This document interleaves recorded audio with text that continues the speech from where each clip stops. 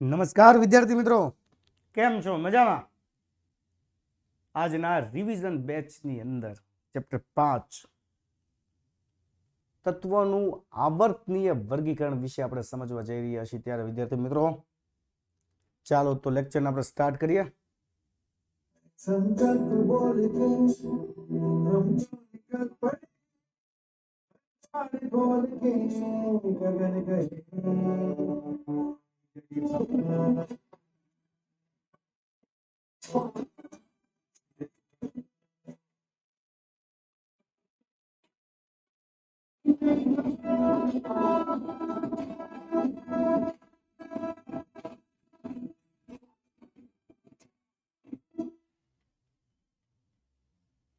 તો કેમ છો વિદ્યાર્થી મિત્રો? મજામાં? આજના રિવિઝન બેચની અંદર તમારું દિલથી હાર્દિક સ્વાગત છે. તત્વોનું આવર્તનીય વર્ગીકરણ ચેપ્ટર 5, બરોબર છે. આ ચેપ્ટર તમારા માટે ખૂબ અગત્યનું છે, કારણ કે આ ચેપ્ટરમાંથી 8 ગુણનું પૂછાય છે. 3 ગુણના 2 સવાલ અને 2 ગુણનો 1 સવાલ, એટલે કુલ મળીને આ ચેપ્ટરમાંથી 8 ગુણનું પૂછાય છે. તો બહુ ઇઝી ચેપ્ટર છે અને તમે 8 ગુણ સરળતાથી આમાંથી મેળવી શકો છો, બરોબર છે. ચાલો આગળ વાત કરીએ.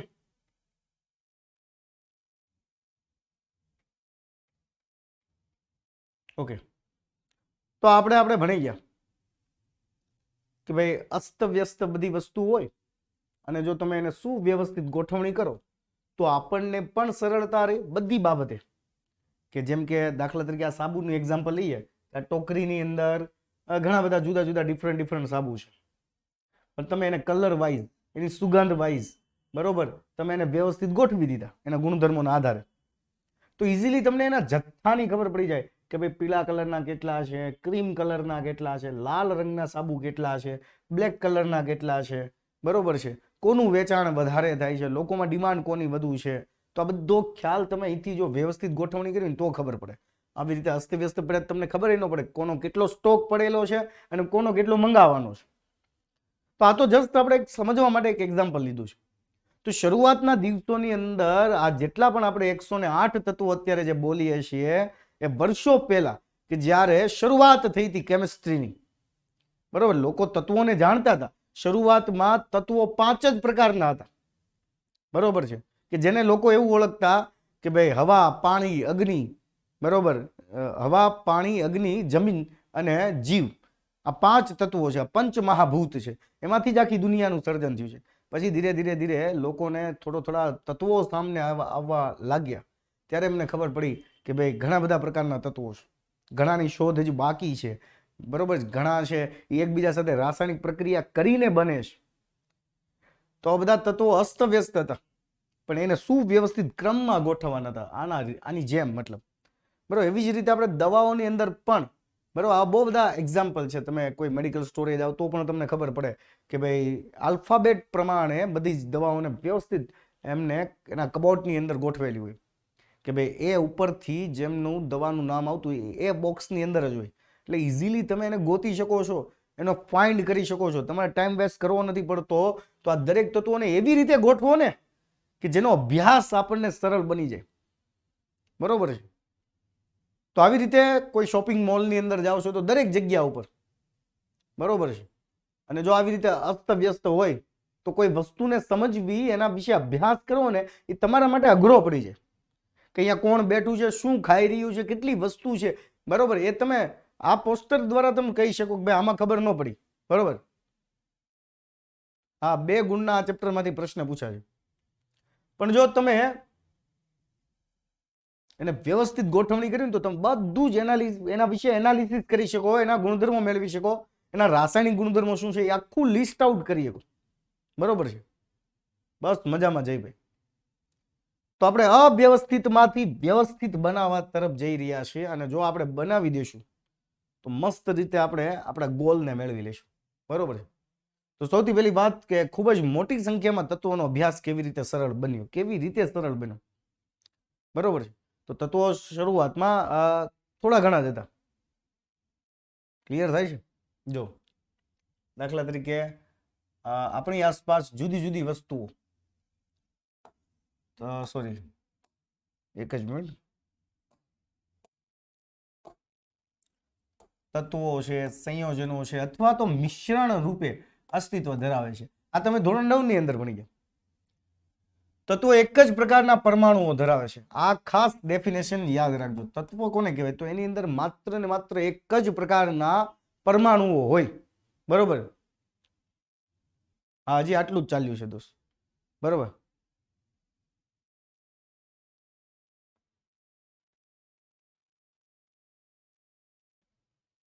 આ કોણ છે ભાઈ જે અહીંયા કમેન્ટ કરે છે આવી? ચાલો, 118 તત્વો જાણીતા છે. લગભગ કેટલા તત્વો જાણીતા છે? 118 તત્વો. એ પૈકી 94 તત્વો છે ને એ કુદરતી રીતે કુદરતમાંથી પ્રાપ્ત થાય છે. જમીન ખોદતા તમને મળી આવે, પાણીમાંથી મળી આવે, કે સીધે સીધા હવામાંથી મળતા આવે. આ બધા તત્વો. હું તત્વોની વાત કરું છું, ધાતુ અધાતુની વાત નથી કરતો. બરોબર?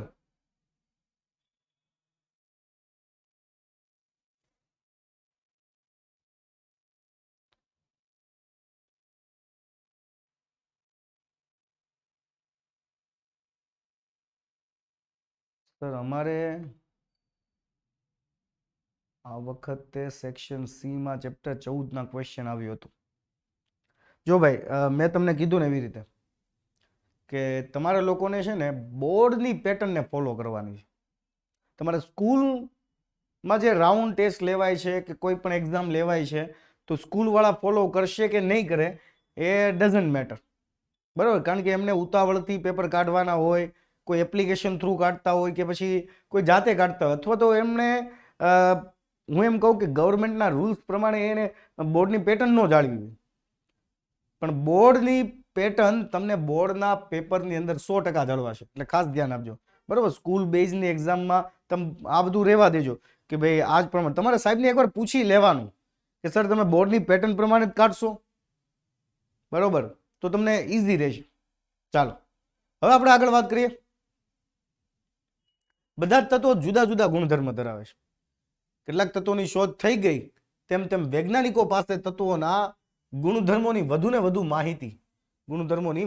વધુ માહિતી એકઠી થતી ગઈ. બરોબર છે?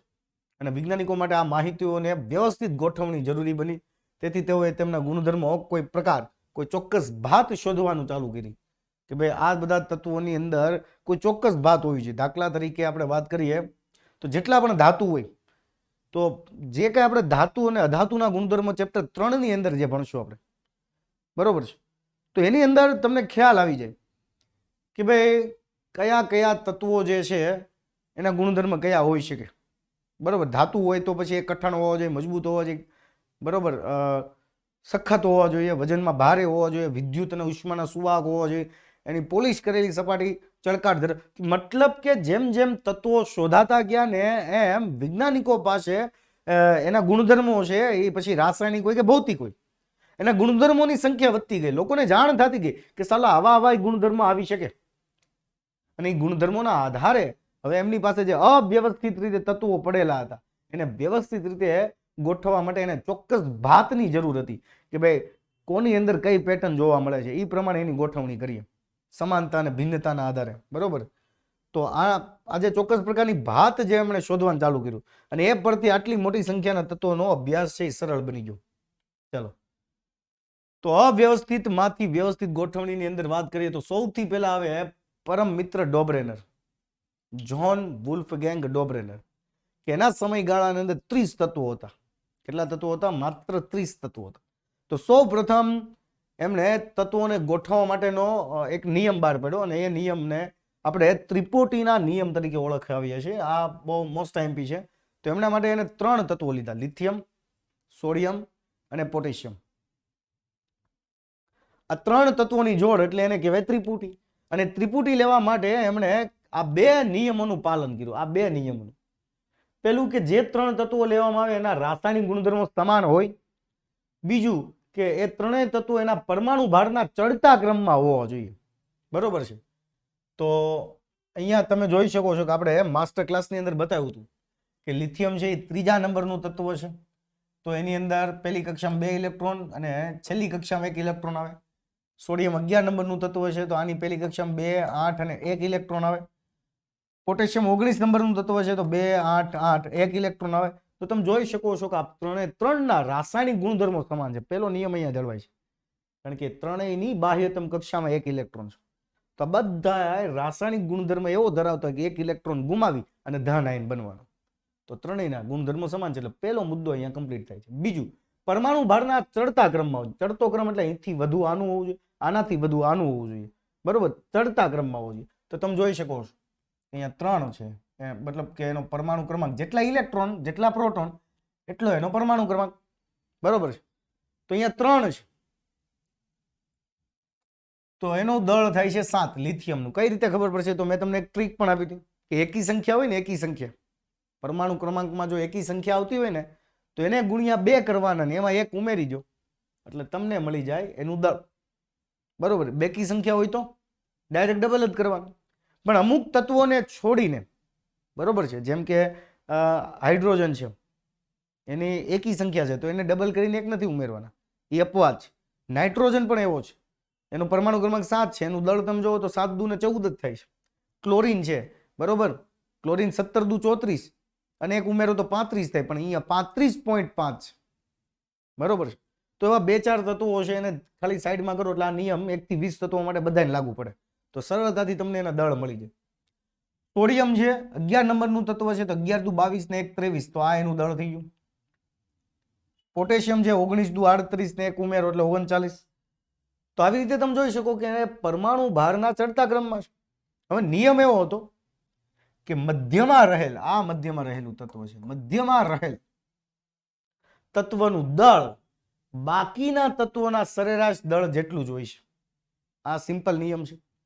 તો આ બેયનો તમે સરવાળો કરો, ભાગ્યા 2 કરો, અને જો આના જેટલું દળ આવે તો ને તો જ આ સોડિયમને આ બંનેની વચ્ચે ગોઠવી શકાય. અને આવી રીતે એમણે ગોઠવવાનું ચાલુ કર્યું. તો અહીંયા તમે જોઈ શકો, સાબિતી આપી શકો કે ભાઈ સોડિયમનું દળ છે એ લિથિયમનું દળ પ્લસ પોટેશિયમનું દળનો ભાગ્યા 2 કરો તો 7 + 39 ભાગ્યા 2 46 ભાગ્યા 2 કરો એટલે 23, એક્ઝેક્ટ નિયર બાય આ 23 આવે છે, બરોબર છે. તો આના ઉપરથી ખ્યાલ આવે કે ભાઈ આ ત્રણે ત્રણની એક જોડ બની શકે, લિથિયમ, સોડિયમ અને પોટેશિયમ. ક્લિયર થાય છે?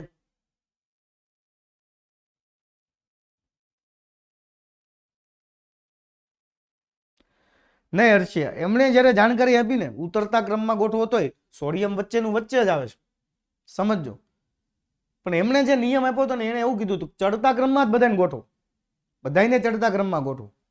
કારણ કે અહીંયા જો કે આ તમે જે વાત કરો છો એ ફૂલફિલ થાય, કારણ કે અહીંયા બેયનો સરવાળો કરીને વચ્ચેનું ગોતવાનું છે. તો તમે આવી રીતે ઉપર જાઓ કે આવી રીતે નીચે આવો, વચ્ચે વાળું તો વચ્ચે જ રહેશે, બરોબર છે. એટલે એમાં કઈ ડઝન્ટ મેટર નથી, પણ એમને ગોઠવવાના હતા આમ લાઈનમાં, એટલે ચડતા ક્રમમાં આગળ વધતું હોવું જોઈએ.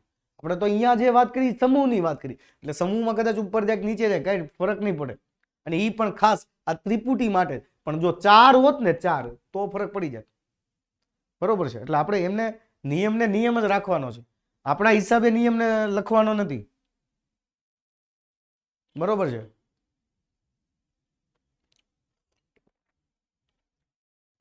ચાલો, નકર પછી બોર્ડ વાળા આપણા હિસાબે માર્ક્સ આપશે. ઓકે, તો ડોબ્રેનની કેટલીક ત્રિપુટીઓ આવી રીતે નિયમ મુજબ મળી આવી, જેમ કે કેલ્શિયમ છે, સ્ટ્રોન્શિયમ છે, બેરિયમ છે. એમાં સ્ટ્રોન્શિયમનું દળ છે પ્લસ બેરિયમનું દળ ભાગ્યા 2 કરો તો કેલ્શિયમનું દળ કેટલું છે 40 અને બેરિયમનું દળ કેટલું છે 137. આ બંનેનો સરવાળો ભાગ્યા 2 કરો એટલે 87 આવી જાય, કે જે આનું દળ છે. અહીંયા તમે જોઈ શકો છો. તો આ નિયમ મુજબ આની પણ ગોઠવણી શક્ય બની.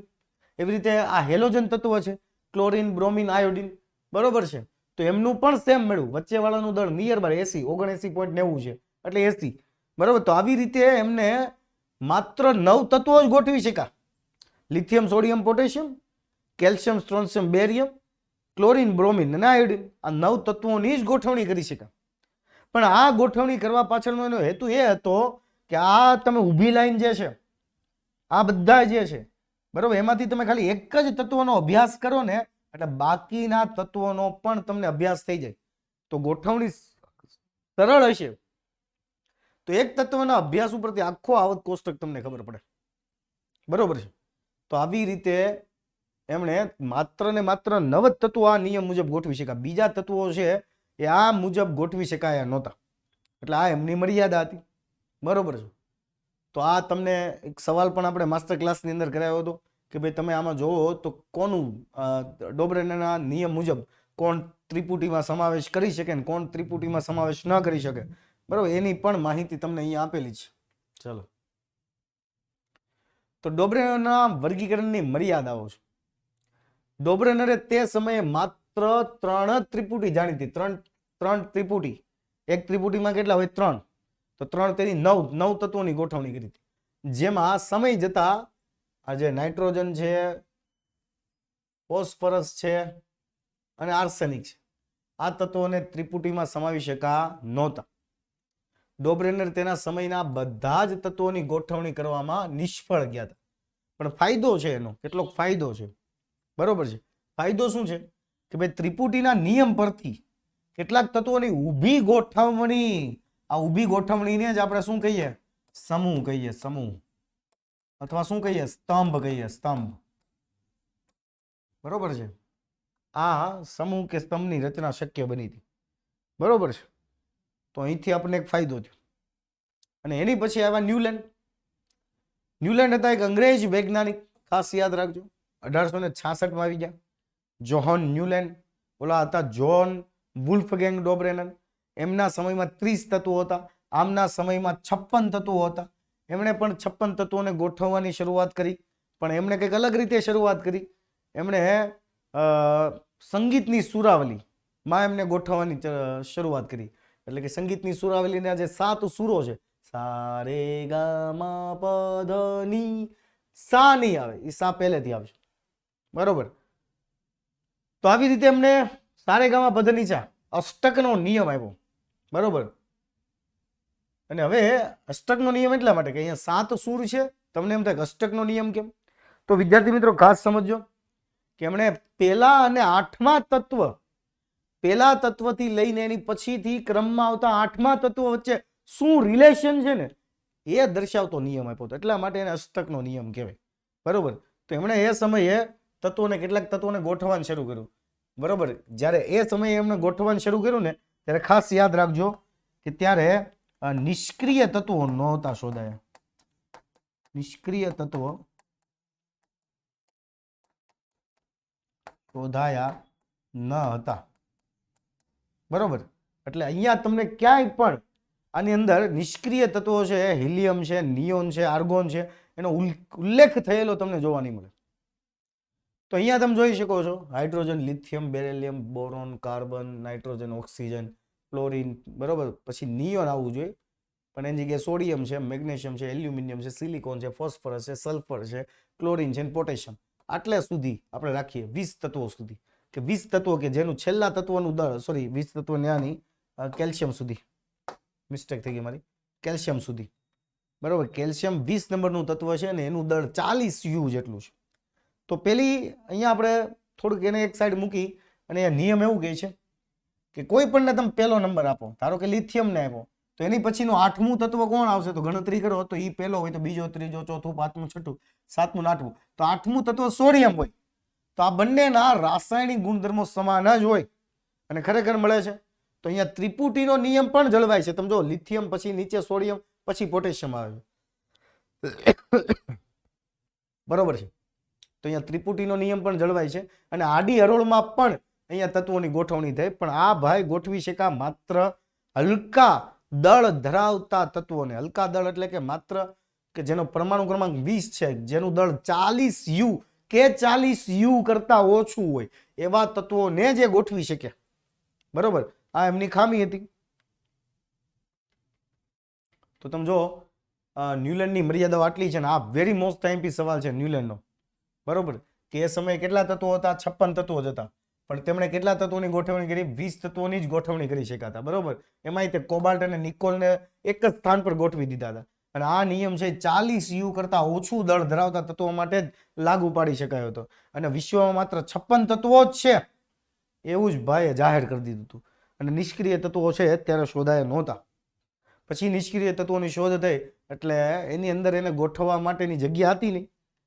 ભાઈ તો પેકો પેક ગોઠવી દીધું. આ આખું ફેકોલોજીનું ચેપ્ટર છે. આ કોષ્ટક આ લખવું પડે દોસ્ત. નિયમ પૂછાય ને તો આ કોષ્ટક લખવું પડે. તમને આ તો આવડે કે નહીં? સા રે ગ મ પ ધ ની. બરોબર છે. અને પછી નિષ્ક્રિય તત્વોને કાઢીને બાકીના તત્વો તમે લખી શકો ને. 1 થી 20 તો પાકા કર્યા ને. હાઈલી બેબો કાના ઓપનિસો વાળું. બરોબર છે. ચાલો પછી આવે છે આપણા પરમ મિત્ર દમિત્રી ઇવાનોવિચ મેન્ડેલિવ. એવો કેવો વિચ મેન્ડેલિવ? તો દમિત્રી ઇવાનોવિચ મેન્ડેલિવ. ચાલો તો મેન્ડેલિવ ભાઈ પણ તત્વોની ગોઠવણી કરવા માટે બીજું કાંઈ નથી કર્યું. એને ડોબ્રેનર અને ન્યુલેન્ડનો નિયમ છે એ જ જાળવી લીધો. હવે એમના માટે જ્યારે એમણે ગોઠવવાની શરૂઆત કરી ત્યારે 63 તત્વો હતા. કેટલા તત્વો હતા? 63. બરોબર. એ 63 કાર્ડ લીધા. એને આખી સ્ટોરી મેં તમને કીધી હતી માસ્ટર ક્લાસની અંદર, યાદ તો છે ને? 63 કાર્ડને એને દિવાલ પર ગોઠવી દીધા. દરેક તત્વોના નામ લખી નાખ્યા એના ઉપર, અને દરેક તત્વોની હાઇડ્રોજન અને ઓક્સિજન સાથે પ્રક્રિયા કરી. બરોબર. અને એને કેટલાક ગુણધર્મો છે એને એના લિસ્ટ આઉટ કર્યા કે ભાઈ ઓક્સિજન સાથે કોણ ઝડપથી પ્રક્રિયા કરી, બરોબર, અથવા તો કોણે એસિડ સાથે પ્રક્રિયા કરીને હાઇડ્રોજન ઝડપથી મુક્ત કર્યો, અથવા તો કયું તત્વ છે કે ઓક્સિજનની હાજરીમાં એ કેવા રંગની જ્યોતથી સળગે છે. બરોબર છે. બહુ બધી વસ્તુઓ ટૂંકમાં એમણે અહીંયા હાઇડ્રોજન અને ઓક્સિજનના સંદર્ભમાં જ રાસાયણિક પ્રક્રિયાઓ કરી અને બધાય 63 તત્વોના કાર્ડ ઉપર એ ગુણધર્મો લખ્યા. પછી જેના જેના ગુણધર્મો સેમ આવતા હતા એને બધાને ભેગા કરીને એક જ કોલમમાં મૂકતા ગયા. જેના નહોતા આવતા એને બીજી કોલમમાં મૂક્યા. આવી રીતના ધીરે ધીરે ધીરે ધીરે એમને 63 તત્વોને ગોઠવી દીધા. પણ એની અંદર કેટલીક ખામીઓ હતી ભાઈ. ચાલો, મેન્ડેલિવનું આવત કોષ્ટક એક આવું હતું. એમાં એમણે 3 મુદ્દાઓને ધ્યાનમાં લીધું. પહેલો મુદ્દો કે ભાઈ રાસાયણિક ગુણધર્મો સરખા હોય ને એને આવી રીતે ક્રમમાં ગોઠવવાના, ઊભા. અને જેના રાસાયણિક ગુણધર્મો અલગ અલગ હોય એનામાં આવી રીતના આડા. પણ પાછું આડું કઈ રીતે? તો પરમાણુ ભારના ચડતા ક્રમમાં ગોઠવું. બરોબર છે. પરમાણુ ભારના ચડતા ક્રમમાં એમને ગોઠવવાનું ચાલુ કર્યું.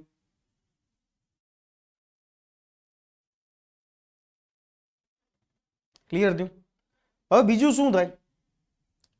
ત્રીજી વસ્તુ એને ફોકસ કરી કે એના રાસાયણિક ગુણધર્મો જે છે જો ખાસ કરીને સમાન આવતા હોય તો પછી ઓલું પરમાણુ ભાર છે ને એમાં કદાચ આમ તેમ થોડુંક થઈ જાય ને તો ચાલે. એને એવું એમને ધારી લીધું. નિયમ શું હતું? નિયમ 2 હતા કે ભાઈ રાસાયણિક ગુણધર્મો સમાન હોવા જોઈએ અને પરમાણુ ભારના ચડતા ક્રમમાં હોવો જોઈએ. તો ધારો કે પરમાણુ ભારના ચડતા ક્રમમાં નથી જળવાતા, પરમાણુ ભારના ચડતા ક્રમમાં નથી જળવાતા, તો એને રાસાયણિક ગુણધર્મોના આધારે તમે ગોઠવી દો. બરોબર છે. ચાલો શું સર ચાવી કોની ચાવી ભાઈ? આધુનિક આવત કોષ્ટકની ચાવી એક વખત પાછી કહો ને પ્લીઝ. ઓહો, તમારે જરૂર નથી. એ જ વસ્તુઓ તમારે તૈયાર કરવી છે. તમને ક્યાંય દોસ્ત આધુનિક આવત કોષ્ટક નહીં પૂછે, અમારી ગેરંટી છે. પણ તમારા લોકોને ઓલું કહે ને કે હીના લીના લલિતા કરીના ગઈ ભાડ મેં, બરોબર, એવા બધા તમે અમુક હોય ને એ ચાવીઓ તમે યાદ રાખો, તમને એમ લાગે ઓહો મજા આવી. બરોબર. કોઈ જગ્યાએ કામનું નથી ભાઈ. તમારે 1 થી 20 તત્વો કરવાની કાંઈ જરૂર નથી. મારી પાસે જે માસ્ટર ક્લાસમાં ભણી ગયા ને દોસ્ત, એને 1000 વાર કીધું તમે 1 થી 20 તત્વો કરો ને વધીને 30 એ જ કામમાં આવે. બાકી આ ગામની અંદર તમને સારું લગાડવા માટે, ફાકા મારવા માટે બહુ બધા મળી રહે. આવી રીતે ચાવી તૈયાર કરે. એટલે ચાવી ક્યાંય પૂછાતી નથી. આટલા તમે પેપર દીધા, ક્યાં ચાવી પૂછાણી?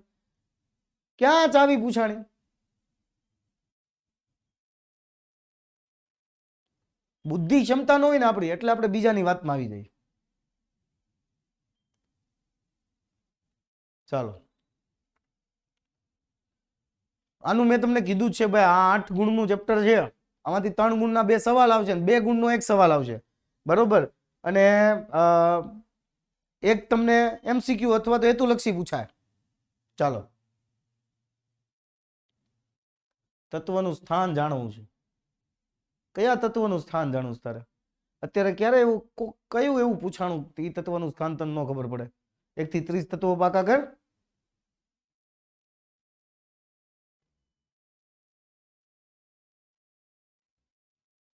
અરે તમારે છે ને કંઈક અલગ અલગ જગ્યામાં જ તમારે છે ને આ ઓલા ઓલા જેવું છે, આ ભેંસ મુજે માર. નકુમ નયન, તને કેટલા ચેપ્ટર આવડે છે? કેટલા ચેપ્ટર આવડે છે? હમણાં હું તને એમ કહું, જે વિવિધતા કોને કહેવાય એ તને આવડે છે પેલા? જરાયુ કોને કહેવાય એ તને આવડે છે પેલા? જે નથી પૂછાવાનું એ તૈયાર કરીને તાર ક્યાં જવું છે? મૂકો આ બધું, આ તમે આને લાયક જ નથી પેલા તો. ચાલો,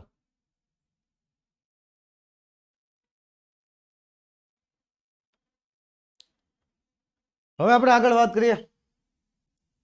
આ વેરી મોસ્ટ આઈએમપી સવાલ છે, 3 ગુણની અંદર પૂછાતો સવાલ છે. આ 3 ગુણની અંદર પૂછાતો વેરી મોસ્ટ આઈએમપી સવાલ છે કે ભાઈ મેન્ડેલિફના આવત કોષ્ટકની કેટલીક વિસંગતતાઓ જણાવો. વિસંગતતાઓ, વિસંગતતાઓ એટલે યાદ રાખજો ને, ખામીઓ એટલે યાદ રાખજો. વિસંગતતાઓ એટલે એવું કે જે નિયમ મુજબ ગોઠવણી ન પામ્યું એને વિસંગત કહેવાય. નિયમ એવો હતો કે તત્વને પરમાણુ ભારના ચડતા ક્રમમાં ગોઠવો અને રાસાયણિક ગુણધર્મો સમાન હોય એવી રીતે ગોઠવો. પણ ઘણીવાર એવું થાય કે પરમાણુ ભારનો ચડતો ક્રમ નહીં જળવાતો હોય પણ રાસાયણિક ગુણધર્મોનો ક્રમ જળવાતો હશે. બરોબર છે? તો આવું બધું હોઈ શકે. ચાલો, તો અહીંયા પેલી વિસંગતતા એવી છે કે ભાઈ મેન્ડેલિફે છે ને કોબાલ્ટ કે જેનું પરમાણુય દળ કેટલું હતું? 58.9 યુ. નિકલ કે જેનું પરમાણુય દળ કેટલું હતું? 58.7 યુ. તો બહુ કઈ જાજો ડિફરન્ટ નથી, 58.9 અને પેલું છે 58.7. તો આ આના કરતા, નિકલ કરતા કોબાલ્ટ છે એ થોડુંક વધારે પરમાણુય દળ વધુ ધરાવે છે. તો વાસ્તવની અંદર નિયમ મુજબ કોબાલ્ટ છે ને એ નિકલ પછી ગોઠવાવું જોઈએ, પણ એને શું કરી દીધું? નિકલની પહેલા ગોઠવી દીધું. તો નિયમ અહીંયા જળવાતો નથી, કારણ કે એમણે ખાલી ફોકસ કોના ઉપર કર્યું હતું? રાસાયણિક ગુણધર્મો સમાન હોવા જોઈએ. બરોબર? તો નિયમ અહીંયા જળવાનો ને. એવી જ રીતના ટેલ્યુરિયમ અને આયોડિનમાં પણ આવું જોવા મળે છે તમને. તો આ બધી વિસંગતતાઓ છે. બીજી વિસંગતતા એવી છે કે મેન્ડેલિફે એના સમયમાં કેટલાક સ્થાનો છે ખાલી મૂક્યા હતા. આવત કોષ્ટકની અંદર કેટલાક સ્થાન શું કર્યા હતા? ખાલી મૂકવા પડ્યા હતા, કારણ કે કોઈ પણ રીતે બંધ બેસતા નહોતા કોઈ તત્વો ત્યાં, એટલે જગ્યા ખાલી મૂકી. તો એ જગ્યા ખાલી મૂકી તો ભાઈ બિંદાસ એની આગાહી કરી દીધી, બિંદાસ્ત રીતે કે ભાઈ અહીંયા જે સ્થાન ખાલી પડ્યા છે એની નિર્ભયતાથી. નિર્ભયતાથી એટલે એ કોઈના બાપાથી ડરતો નહોતો મેન્ડેલિફ. બરોબર છે? કે ત્યારે કોઈ આતંકવાદી તાલિબાન નહોતા તું આગાહી કરીને મારી નાખશું તમને. બરોબર છે?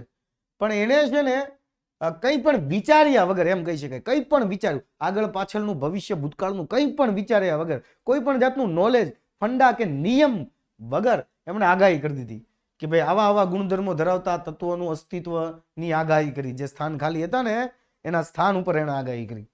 બરોબર છે? તો દરેક તત્વો તેના પરમાણુ ભારના આવર્તનીય વિધેય છે, આવો એમણે નિયમ આપ્યો.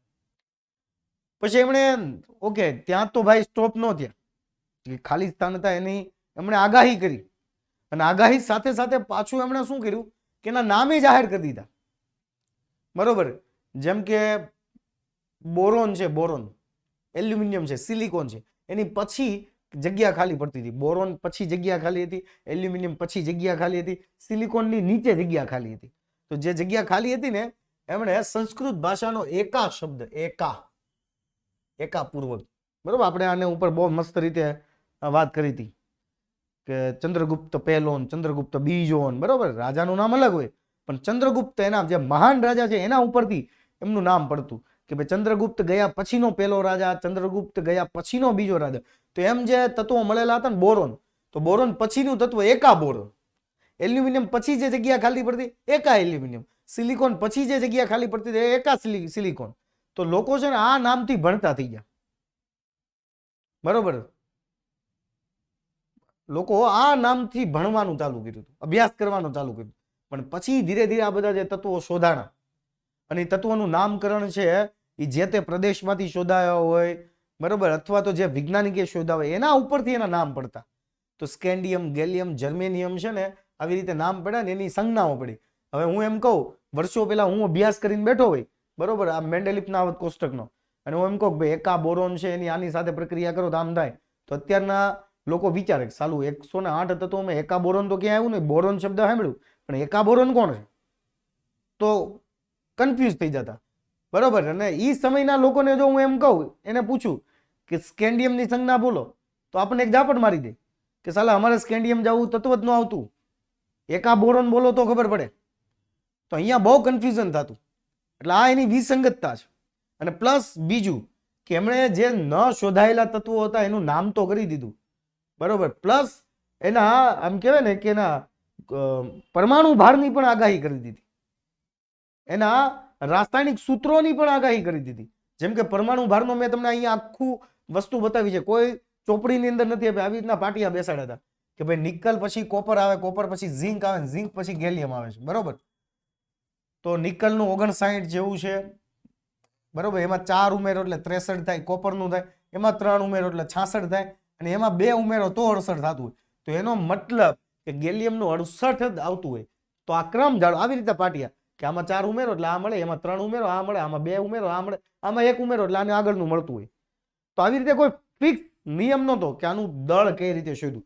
માત્ર ને માત્ર પાટિયા જ બેસાડ્યા હતા, બરોબર છે. અને ત્યારબાદ એમણે એકા એલ્યુમિનિયમના ઓક્સાઇડના સૂત્રો અને ક્લોરાઇડના સૂત્રો આપી દીધા કે જે કંઈક આવા હતા, E2O3 ECl3, બરોબર. પણ એ જે લોકો અભ્યાસ કરી ગયા ને, બરોબર, એની પછી જે નવા સૂત્રો આવ્યા એમને બહુ તકલીફ પડતી. તો આ બધી એની વિસંગતતાઓ હતી. બહુ સિમ્પલ છે, ઇઝી છે. મેન્ડેલિફના આવત કોષ્ટકના ફાયદા, તો ફાયદા ઘણા હતા. પાછા ફાયદા શું હતા? પહેલો ફાયદો કે એના વર્ગીકરણથી છે ને નવા તત્વો કે જે ન શોધાયા હતા ને, કે જે સ્થાન ખાલી હતા ને, એના માટે સંશોધન કાર્યને વેગ મળ્યો. ત્યારબાદ હિલિયમ છે, નિયોન છે, આર્ગોન છે, આવા નિષ્ક્રિય તત્વો શોધાણા તો ઓલી જગ્યા ખાલી હતી ને એમાં એમને એ સરળતાથી ગોઠવી દીધી. એટલે આવત કોષ્ટકમાં છે ને કોઈ ખામી ન આવી. ત્યારબાદ આપણે વાત કરીએ, યસ, બસ. તો આ બે જ એમની ફાયદા છે. કેટલાક પરમાણુના દળની ફરીથી ચકાસણી થઈ. આ બીજો ફાયદો. 3 ફાયદાઓ છે. મેન્ડેલિફના વર્ગીકરણની મર્યાદા, તો પેલી મર્યાદા એ હતી એમની કે હાઇડ્રોજનને ક્યાં ગોઠવવો. કારણ કે હાઇડ્રોજન એક એવું તત્વ હતું કે જે ધાતુ સાથે પ્રક્રિયા કરતું હતું અને અધાતુ સાથે પ્રક્રિયા કરતું હતું, સમાન માત્રામાં કરતું હતું. અહીંયા સોડિયમ સાથે હાઇડ્રોજન એક જ જોડાતો, તો અહીંયા ક્લોરીન સાથે હાઇડ્રોજન એક જ ગુણાતો, બરોબર. તો અહીંયા સમાન માત્રામાં હાઇડ્રોજન સમાન રીતે બધા સાથે પ્રક્રિયા કરતો. તો એ કન્ફ્યુઝ હતા કે હાઇડ્રોજનને ધાતુમાં મૂકવું કે અધાતુમાં મૂકવું. એટલે એમની એ સ્થાન નક્કી નહોતા કરી શકતા. આ પેલી એમની ખામી હતી. બીજી ખામી એ હતી સમસ્થાનિકોનું સ્થાન. સમસ્થાનિકો એટલે હવે તમને ખ્યાલ હોવો જોઈએ, ભણી ગયા છો તો ફટાફટ હું કહી દઉં છું કે જેમાં પ્રોટોનની સંખ્યા સમાન હોય, એટલે કે પરમાણુ ક્રમાંક સમાન હોય, પણ ન્યુટ્રોનની સંખ્યા, બરોબર, જુદી જુદી હોય, અથવા પરમાણુ દળ જુદા જુદા હોય. તો આવા તત્વોને શું કહેવાય? એકબીજાના સમસ્થાનિકો કહેવાય. તો તમારે ખાલી આટલું ઇનશોર્ટ યાદ રાખવાનું, જેના પરમાણુ ક્રમાંક સમાન મળતા હોય અથવા એની અંદર પ્રોટોનની સંખ્યા સમાન હોય એને કહેવાય સમસ્થાનિક. તો હાઇડ્રોજનના 2 સમસ્થાનિકો છે, હાઇડ્રોજન પ્લસ ડ્યુટેરિયમ અને ટ્રિટિયમ. તો ત્રણેયની અંદર પ્રોટોનની સંખ્યા સમાન છે અને પ્રોટોનની સંખ્યાના આધારે આપણે એને પરમાણુ ક્રમાંક આપેલો છે. તો હાઇડ્રોજનને પહેલા સ્થાને મૂકવો, ડ્યુટેરિયમને પહેલા સ્થાને મૂકવો કે ટ્રિટિયમને પહેલા સ્થાને મૂકવો, એના વિશે પણ મેન્ડેલિફ કન્ફ્યુઝ હતા. એટલે આ એને છોડી દીધું. એટલે એની ખામી છે. બીજી કે આડી હરોળમાં કે ઊભા સ્તંભમાં તત્વોનું દળ નક્કી કરવા માટેનું કોઈ નિશ્ચિત રીઝન નહોતા આપી શક્યા કે ભાઈ આ અને આ તત્વોની સંખ્યા ગણો, પરમાણુઓની સંખ્યા ગણશો એટલે તમને દળ મળી જશે, બરોબર. એવું બધાય માટે લાગુ પાડી શકતા નહોતા. પછી આવ્યા ત્રીજા વ્યક્તિ. આધુનિક આવત કોષ્ટકની આવી રીતે શોધ થઈ, જેમનું નામ હતું હેનરી મોસેલ, બરોબર. ચાલો, હેનરી મોસેલે પરમાણુ એને છે ને બધાયના નિયમ જોયા. મેન્ડેલિફનો નિયમ જોયો, ડોબ્રેનરનો જોયો, ન્યુલેન્ડનો જોયો, અને બધાની અંદર ખામી એક જ લાગી કે એ લોકોએ પરમાણુ ભારના ચડતા ક્રમમાં તત્વોની ગોઠવણી કરી. તો એમણે છે ને આ બધી મર્યાદાઓને દૂર કરવા પરમાણુ ભાર શબ્દ કાઢીને ત્યાં ક્રમાંક મૂકી દીધો. તો પરમાણુ ક્રમાંક એટલે કોણ? કે કોઈ પણ તત્વની અંદર રહેલા પ્રોટોનની સંખ્યા, જેને પરમાણુ ક્રમાંક Z વડે દર્શાવાય, બરોબર. અને ક્રમાંકના આધારે એને ગોઠવણી કરી તો બધાય પ્રશ્નોનું સમાધાન થઈ ગયું. એટલે મેન્ડેલિફે જે નિયમ આપ્યો હતો ને, મેન્ડેલિફે જે નિયમ આપ્યો હતો ખબર? જો અહીં હું તમને બતાવું. જો આ મેન્ડેલિફનો નિયમ હતો કે દરેક તત્વો તેના પરમાણુ ભારના આવર્તનીય વિધેય છે. પરમાણુ ભારના આવર્તનીય વિધેય છે. બરોબર છે. જ્યારે આપણે એ ભાર શબ્દ કાઢ્યો, આખી વ્યાખ્યા એમની મત મૂકી કે દરેક તત્વો તેના પરમાણુ ક્રમાંકના આવર્તનીય વિધેય છે. કે તત્વોનો જે કાંઈ ગુણધર્મો છે એ પરમાણુ ક્રમાંક ઉપર આધાર રાખે છે, નહીં કે એના પરમાણુ ભાર ઉપર. બરોબર છે. તો પરમાણુ ભાર આવર્તનીય વિધેય એટલે પુનરાવર્તિત થવું. બરોબર, એની પણ ડિટેલમાં આપણે ચર્ચા કરી હતી, ડિટેલ નથી લેતા વધારે. બરોબર છે. એચ નું સ્થાન નક્કી નથી ને? એચ નું સ્થાન નક્કી થઈ ગયું ભાઈ, નક્કી થઈ ગયું. જો હમણાં કે હાઇડ્રોજન છે એની અંદર પ્રોટોનની સંખ્યા એક જ છે, એટલે પહેલા સ્થાન ઉપર હાઇડ્રોજનને મૂકવામાં આવે છે. બરોબર છે. આવી રીતે આધુનિક આવર્ત કોષ્ટકમાં 7 આડી હરોળ અને 18 ઊભા સ્તંભ છે. બરોબર. હવે તમે જ્યારે એમ કહેતા હતા કે ત્રીજા આવર્તમાં ત્રીજા સમૂહમાં કયું તત્વ આવે, બરોબર, તો અહીંયા તમે જોઈ શકો ત્રીજા આવર્ત ત્રીજા સમૂહમાં અહીંયા કોઈ એક તત્વ છે જ નહીં. તો કયું તત્વ અહીંયા મૂકી શકો કે જે ત્રીજા આવર્તમાં ત્રીજા સમૂહમાં આવે? ક્લિયર થાય છે? એલ્યુમિનિયમ તમે જે વાત કરો ને એમ સમૂહ કેટલામાં થાય? પહેલો, બીજો, ત્રીજો, ચોથો, પાંચમો, છઠ્ઠો, સાતમો, આઠમો, નવમો, 10મો, 11મો, 12મો, 13મો સમૂહ થાય. બરોબર છે. એ 13મા સમૂહમાં આવે. ચાલો, એટલે કોઈ જેવું તત્વ નથી જે ત્રીજા આવર્ત અને ત્રીજા સમૂહમાં હોઈ શકે. બરોબર છે. ચાલો, 1 થી 30 તત્વો કરો તોય તમને તમારા સવાલના જવાબ આવડી જાય. ઓકે. હવે આધુનિક આવર્ત કોષ્ટકનો નિયમ શું છે એ તમને કીધું કે આવર્તનીય વિધેય છે. કોના? પરમાણુ ક્રમાંકના. અને આધુનિક આવર્ત કોષ્ટકની રૂપરેખાની આપણે વાત કરીએ તો તમને જે હમણાં જ વાત કરી કે ભાઈ બધા તત્વોને આધુનિક આવર્ત કોષ્ટકમાં એના પરમાણુ ક્રમાંકના ચડતા ક્રમમાં ગોઠવેલા છે. અને પરમાણુ ક્રમાંક એટલે કોઈ પણ તત્વની અંદર એના ન્યુક્લિયસની અંદર રહેલા પ્રોટોનની સંખ્યાને એના પરમાણુ ક્રમાંક કહેવાય. બરોબર. અને એને ઊભા અને આડા આવી રીતે બે રીતે ગોઠવણી કરેલી છે, જેમાં ઊભા જે છે એને સ્તંભ અથવા સમૂહ કહેવાય. હવે આધુનિક આવર્ત કોષ્ટકમાં 1 થી લઈને 18 સ્તંભ છે. જ્યારે આડી હરોળોની અંદર જે ગોઠવણી થાય છે એ આડી હરોળોને આવર્ત કહેવાય. આવી 1 થી 7 આવર્ત છે અને કુલ 18 સમૂહ છે. બસ આટલું સિમ્પલ 2 ગુણમાં પૂછાય. ત્યારબાદ આવર્તમાં તત્વોની ઇલેક્ટ્રોનીય રચના. તો ઇલેક્ટ્રોન રચના મતલબ એની ગોઠવણી તમને ખ્યાલ જ છે 2n² મુજબ. સોરી, ક્યાં પહોંચી ગયા આપણે?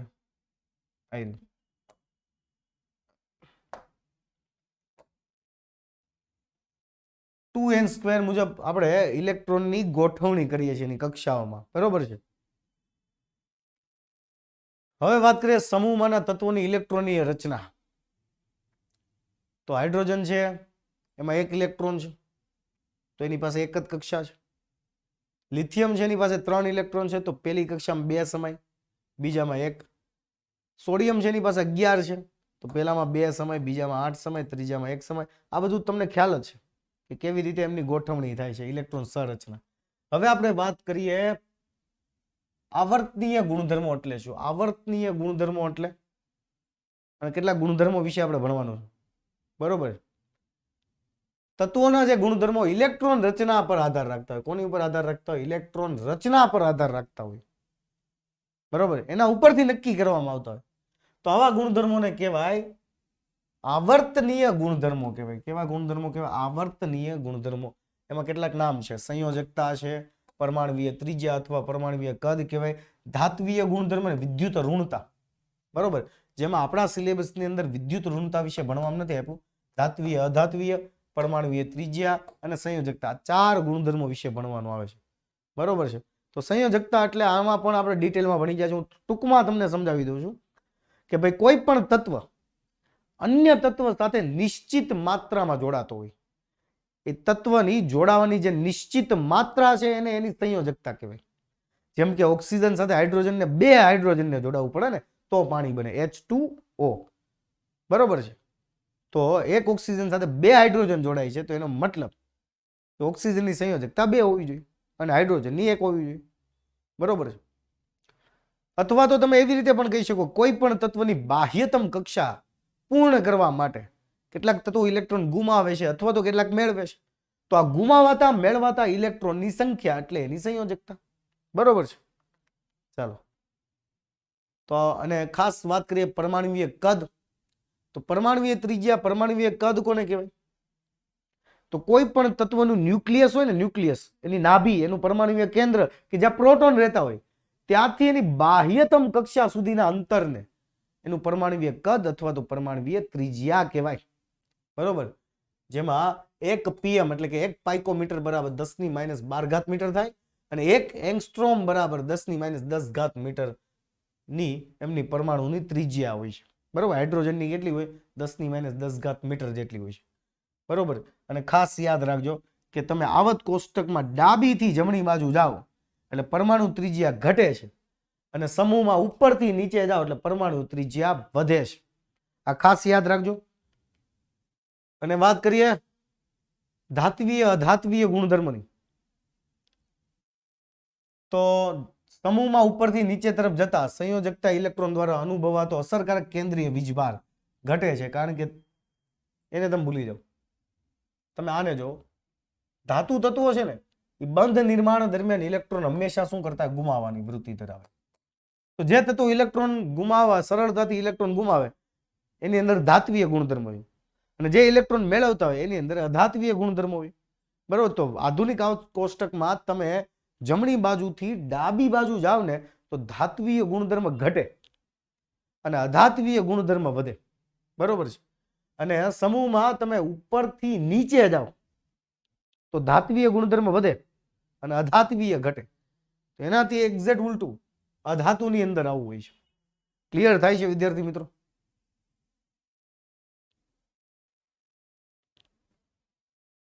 યસ. પેપર સેટના બધા પ્રશ્નો પાકા કરો તો બધું થઈ જાય. અર્ધ ધાતુ કોને કહેવાય? આ અર્ધ ધાતુ છે. તમને આધુનિક આવત કોષ્ટકની અંદર આવી વાકી ચૂકી જે રેખા આપી છે ને, આ રેખાની ઉપરના જે તત્વો છે ને, ઉપરના આ જે રેખા છે એની ઉપરના તત્વો, બરોબર, એ બધા જ અર્ધ ધાતુ છે કે જે ધાતુ કરતા ઓછા સુવાહક હોય અને ધાતુ કરતા વધારે સુવાહક હોય, એને આપણે કહીએ અર્ધ ધાતુ. બરોબર. તો ચાલો વિદ્યાર્થી મિત્રો, અહીંયા આપણું લેક્ચર અને આ સંપૂર્ણ ચેપ્ટર 5 નું રિવિઝન પૂરું થાય છે. આવતા લેક્ચરમાં ફરીથી મળશું. ત્યાં સુધી જય હિન્દ, જય ભારત. અસ્તુ.